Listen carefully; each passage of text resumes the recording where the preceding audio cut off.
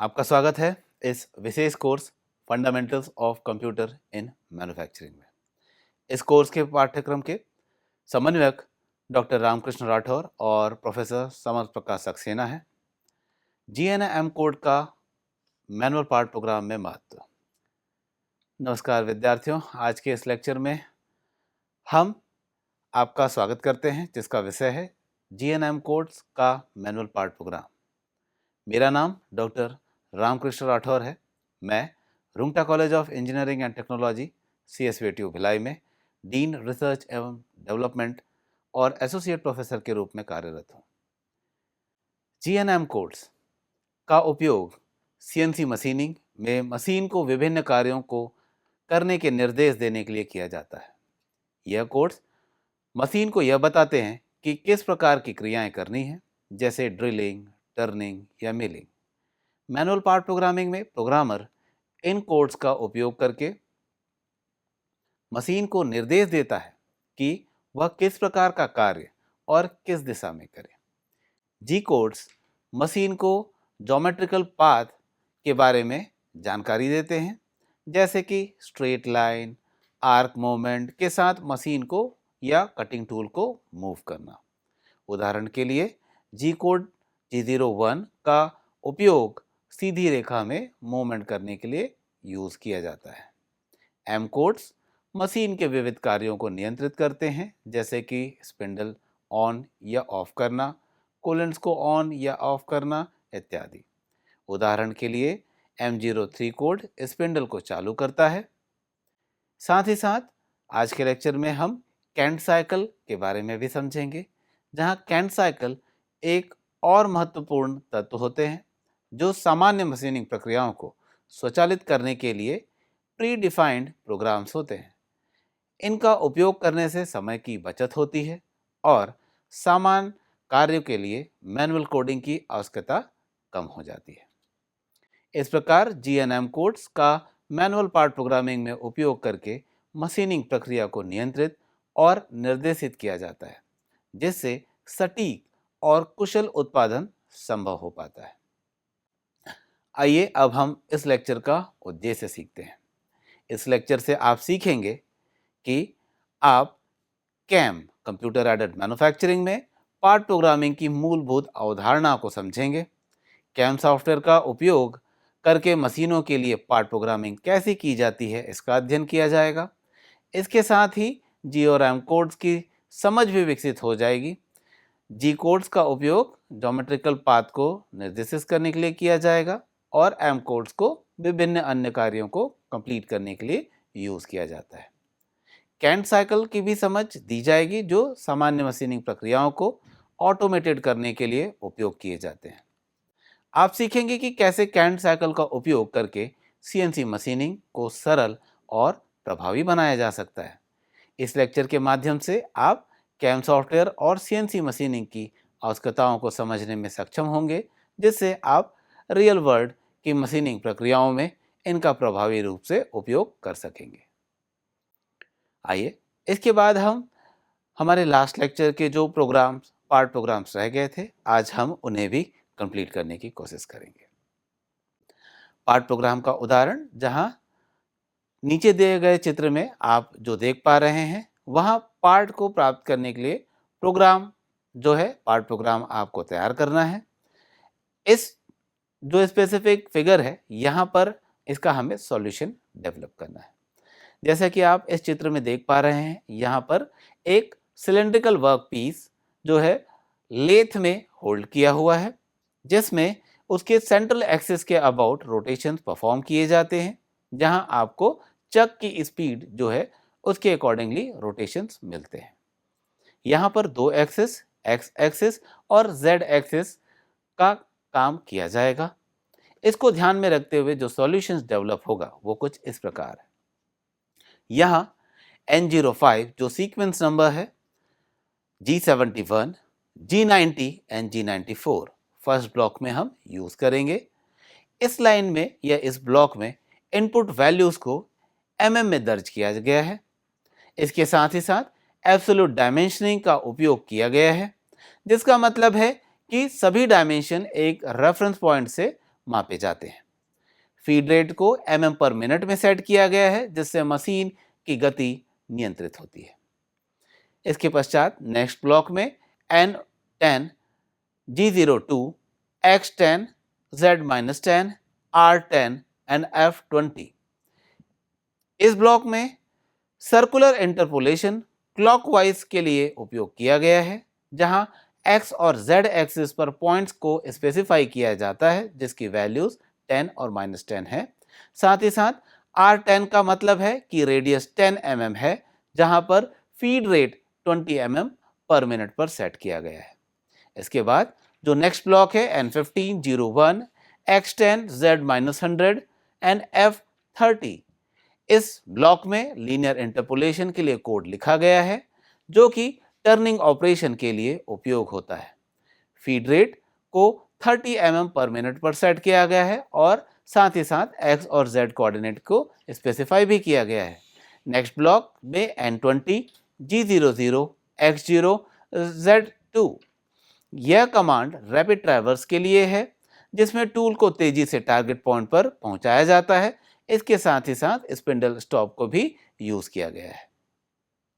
Next block N25, M05, M30।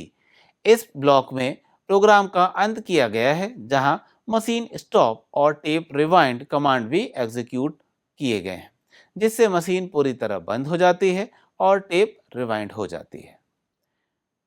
इसके पश्चात आइए हम कुछ और पार्ट प्रोग्राम के उदाहरणों को भी समझते हैं।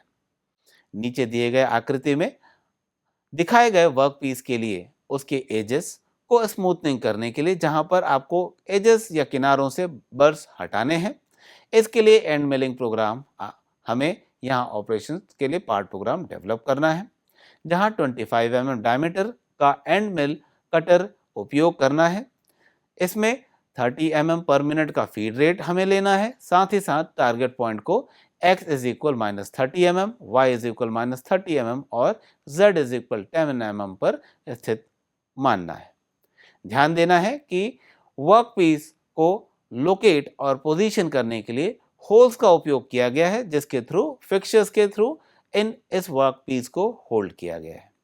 आइए अब हम इसका पार्ट प्रोग्राम समझते हैं और उसके एक्सप्लेनेशन को भी समझने की कोशिश करेंगे। पहले ब्लॉक में N00, G71 जो मिलीमीटर में इनपुट है उसके लिए यूज किया गया है। G90, G94 एब्सोल्यूट डायमेंशनिंग और उसकी परफॉर्मेंस फीड रेट को डिफाइन करने के लिए यूज किया गया है।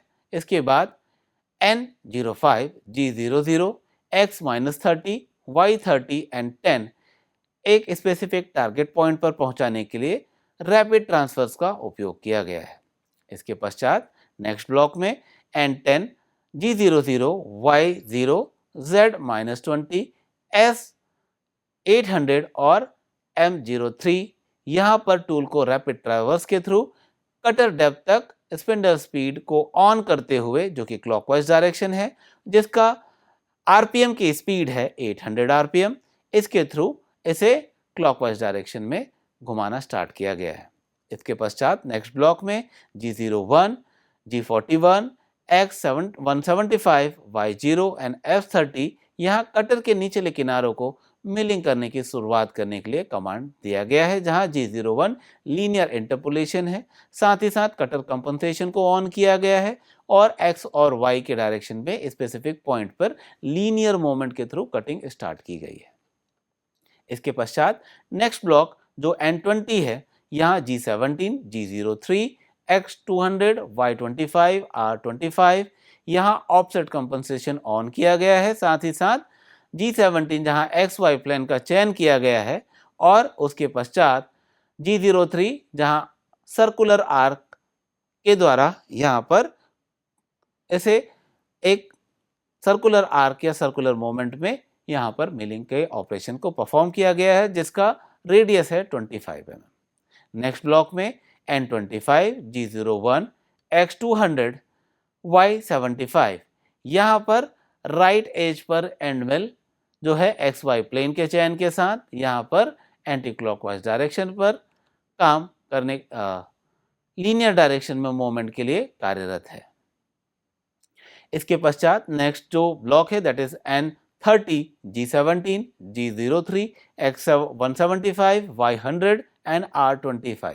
यहाँ फिर से इसके नेक्स्ट जो आर्क है, सर्कुलर आर्क है, वहां पर G17 जो कि XY प्लेन के चयन के साथ, G03 एंटी क्लॉकवाइज डायरेक्शन में सर्कुलर इंटरपोलेशन को दर्शाता है, जिसका कि एंड X और Y जो कोऑर्डिनेट सिस्टम है वहां पर किया गया है और यहाँ पर रेडियस की वैल्यू 25 mm कंसीडर की गई है।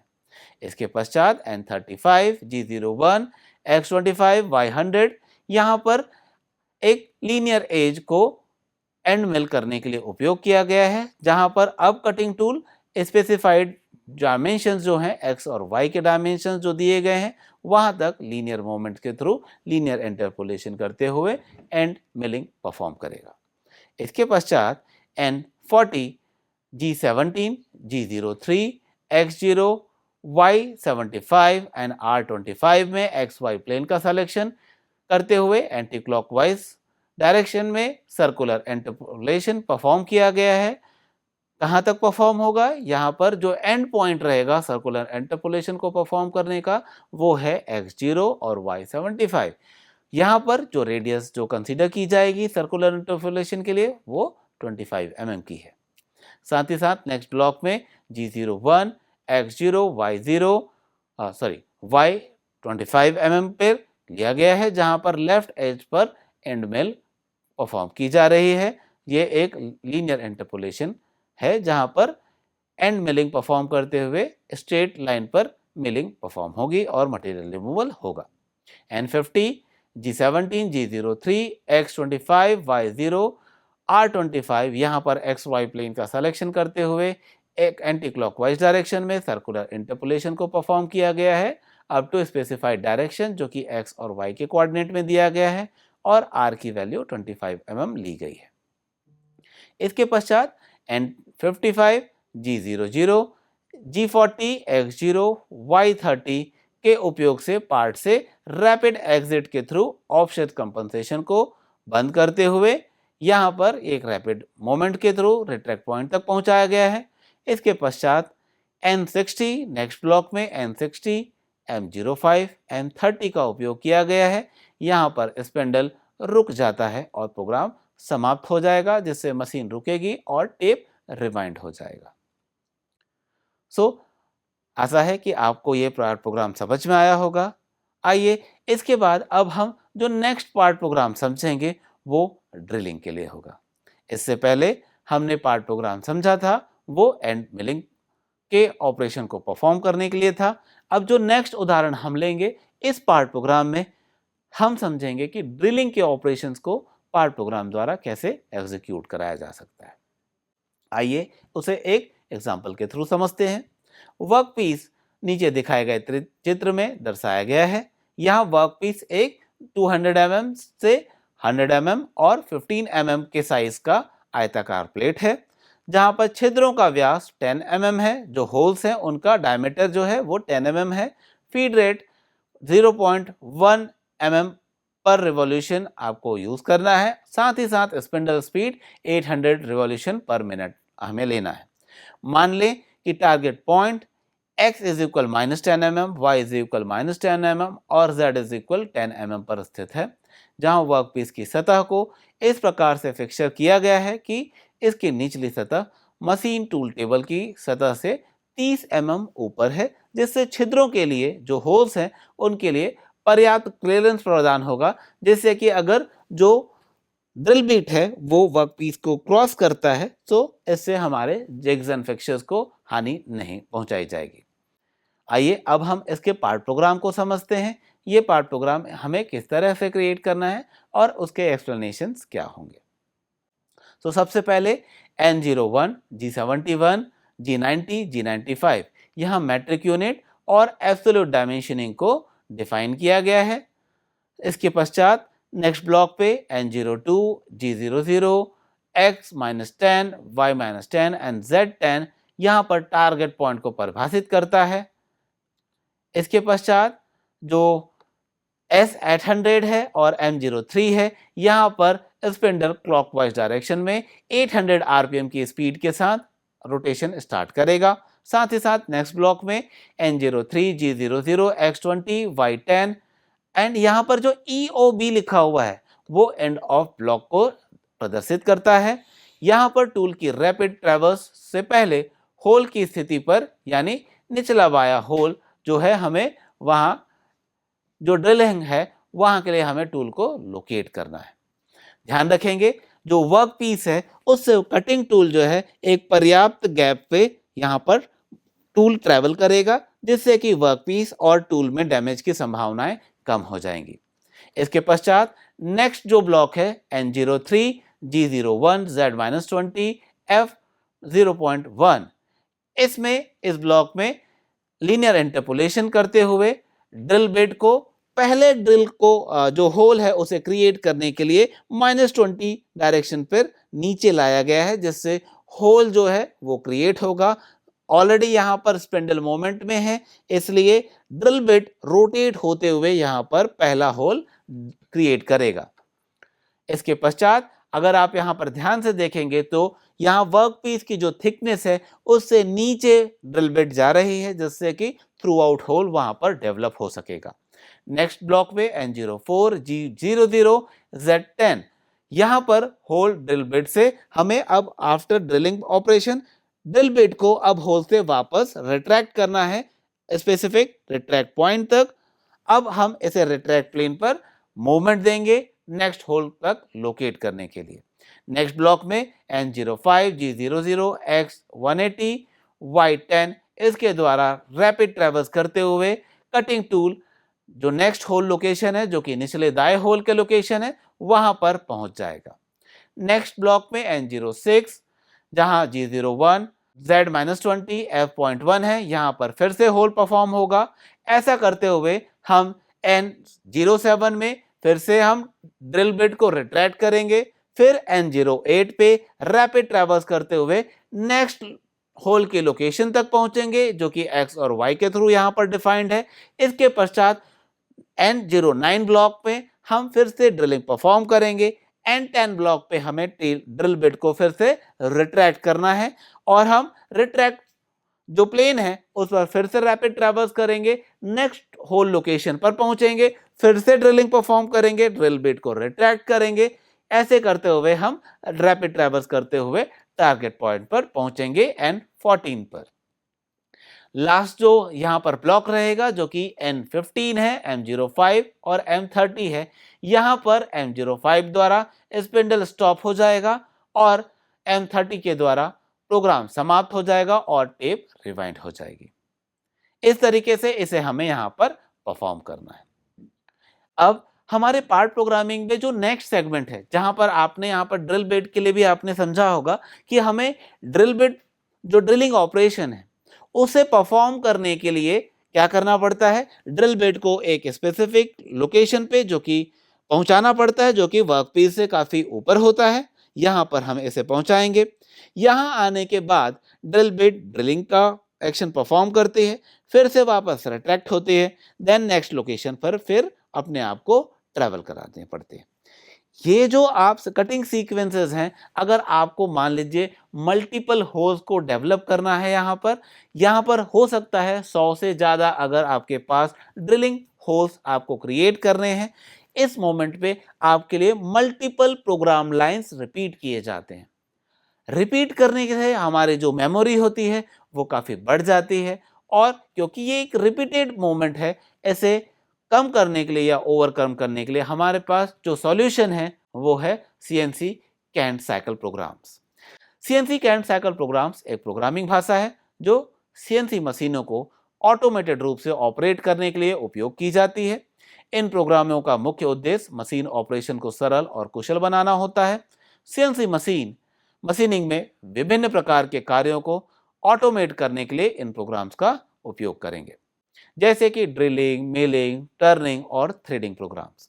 कैंट साइकिल एक प्रकार के प्री डिफाइंड प्रोग्राम्स होते हैं जो बार बार दोहराए जाने वाले कार्यों के लिए उपयोग किए जाते हैं। उदाहरण के लिए ड्रिलिंग में एक बार जो हमने कैंट साइकिल को सेट कर दिया तो यहाँ पर मशीन ऑटोमेटेड वे में बार बार ड्रिल करेगी, फिर से वापस रिट्रैक्ट होगी और वो फिर से उस टास्क को परफॉर्म करेगी। इस प्रकार कैंट साइकिल का उपयोग करके ऑपरेटर को हर बार नई जानकारी देने की आवश्यकता नहीं होती है, जिससे प्रोग्रामिंग में समय की बचत होती है और त्रुटियों की संभावनाएं कम हो जाती हैं।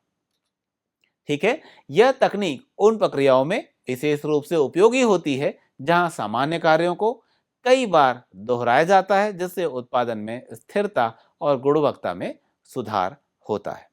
आइए अब हम इन सीएनसी कैंट साइकिल प्रोग्राम्स को समझते हैं कि कौन कौन से प्रोग्राम्स होते हैं और किस तरीके से हम इन्हें एग्जीक्यूट करेंगे।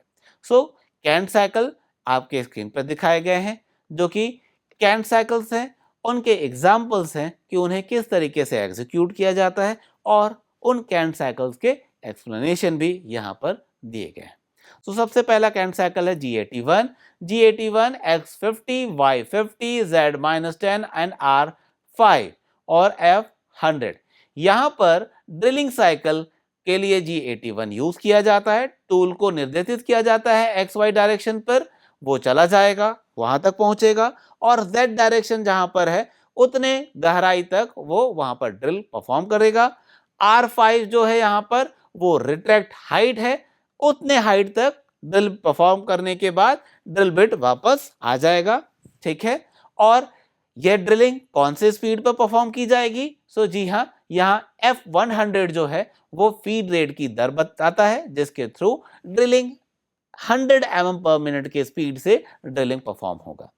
नेक्स्ट जो है G82, G82 X60 Y60 Z-15 R5 P0.5 and F100।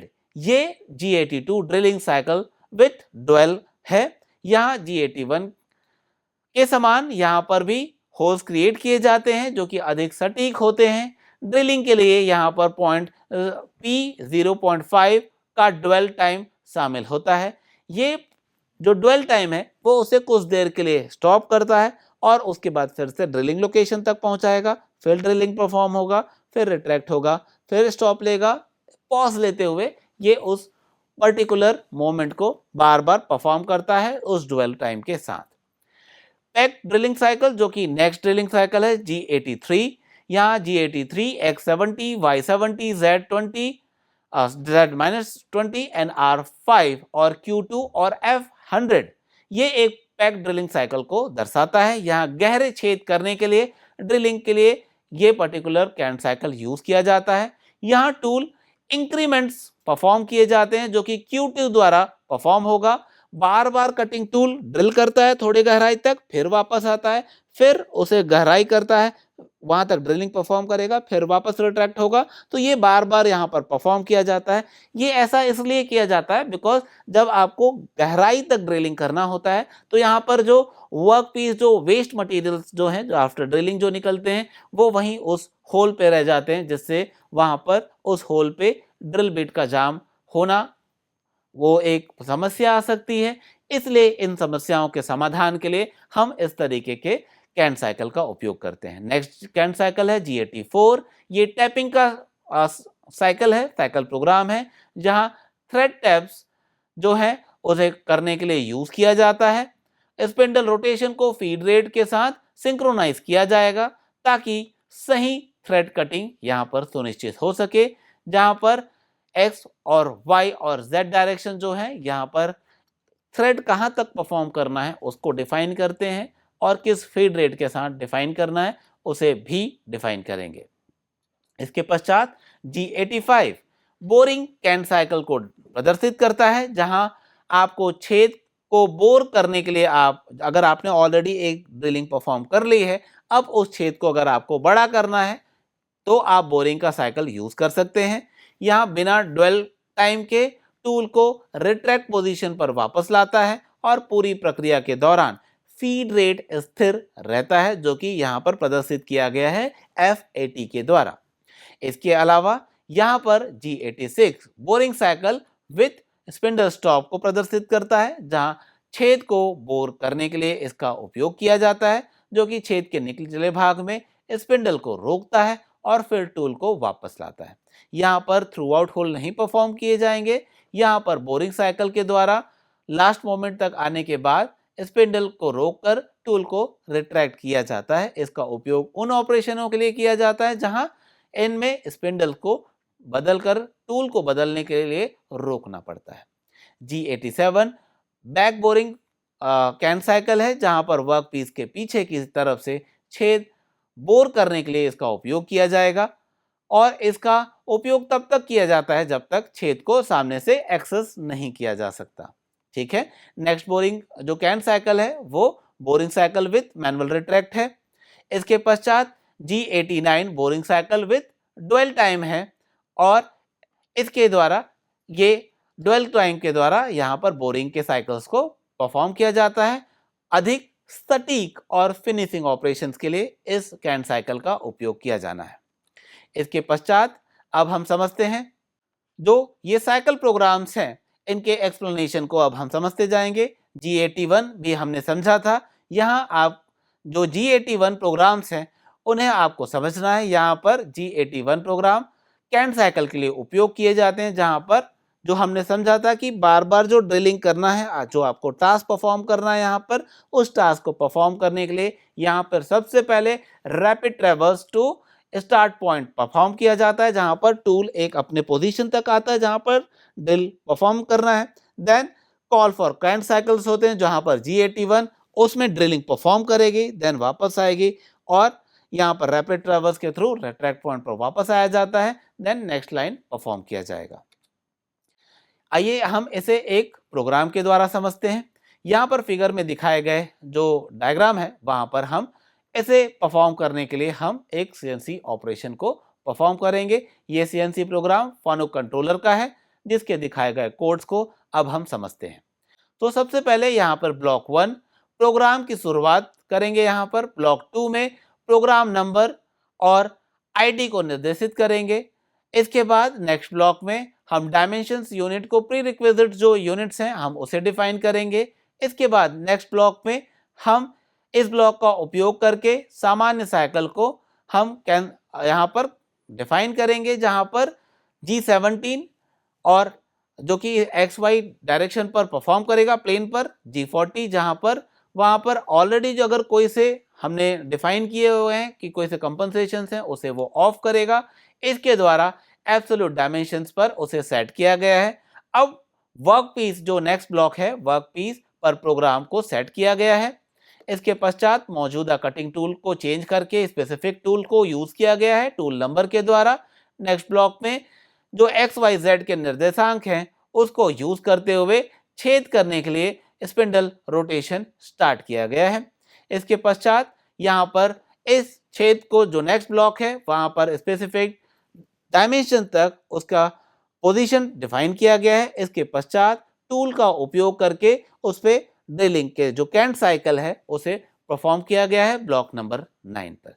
अब बार बार उनके जो नेक्स्ट XY के जो पोजीशंस हैं जहां पर हमें बार बार ड्रिलिंग की जो ऑपरेशंस परफॉर्म करने हैं हम उन्हें अगले ब्लॉक्स पे डिफाइन करते जाएंगे और जो G81 जो हमने दिया हुआ था कैंट साइकिल उसके थ्रू यहाँ पर बार बार ड्रिलिंग के ऑपरेशंस परफॉर्म होंगे और ये करते हुए ब्लॉक नंबर 23 तक आप प्रोग्राम को स्टॉप करेंगे और हम इस प्रोग्राम को इस कैंट साइकिल के थ्रू इस तरीके से एग्जीक्यूट कर पाएंगे। नेक्स्ट जो है CNC कैंट साइकिल जो कि G84 के लिए है, ये भी सिमिलर तरीके से कार्य करता है जहां पर इसके पैरामीटर्स डिफाइन किए जाते हैं जो कि अतिरिक्त स्टॉप को प्रोवाइड करता है और बार बार जो ड्रिलिंग है उस प्रोग्राम को परफॉर्म करके यहाँ पर जब कभी भी हमें गहराई से ड्रिलिंग करनी होती है तब मल्टीपल टाइम ये ड्रिलिंग करके रिट्रैक्ट होकर के फिर से ड्रिलिंग परफॉर्म करता है। इसके थ्रू ये CNC कैंट साइकिल परफॉर्म किया जाएगा। नेक्स्ट जो ड्रिलिंग कैंट साइकिल है जैसा हमने पहले भी समझा था G85, ये कैंट साइकिल एक अत्यधिक ऑलरेडी जो वहाँ पर ड्रिल हो चुका है वहाँ पर बोरिंग परफॉर्म करने के लिए यूज किया जाता है। CNC कैंट साइकिल के एडवांटेजेस क्या हो सकते हैं? ये CNC कैंट साइकिल्स हमें समय की बचत करके देते हैं जहाँ ये प्रोग्राम CNC ऑपरेटर के समय को बचाते हैं क्योंकि उन्हें प्रत्येक ड्रिलिंग ऑपरेशंस या प्रत्येक रिपीटेड मोशंस के लिए मोमेंट्स के लिए बार बार प्रोग्राम करने की आवश्यकता नहीं होती है। इसके अलावा सटीकता ये प्रोग्राम जो भी ऑपरेशंस किए जाते हैं यहाँ पर कैंट साइकिल के थ्रू अधिक सटीकता प्रोवाइड करती है, अधिक कुशलता भी मिलती है और अधिक सुगमता भी यहाँ पर कैंट साइकिल के द्वारा अर्जित की जा सकती है। कैंट साइकिल प्रोग्राम्स के कुछ लिमिटेशंस होते हैं जहाँ पर सीमित अनुकूलन एक है, इसके अलावा संगठित संचालन और मैनुअल संचालन की भी कभी कभी ऑपरेशंस की जरूरत होती है, क्योंकि ये प्रोग्राम्स पूरी तरीके से फुल्ली ऑटोमेटेड नहीं होते हैं, जहां पर ऑपरेशंस को ऑपरेटर्स के मैनुअल इंटरवेंशंस के थ्रू यहां पर परफॉर्म कराया जाता है।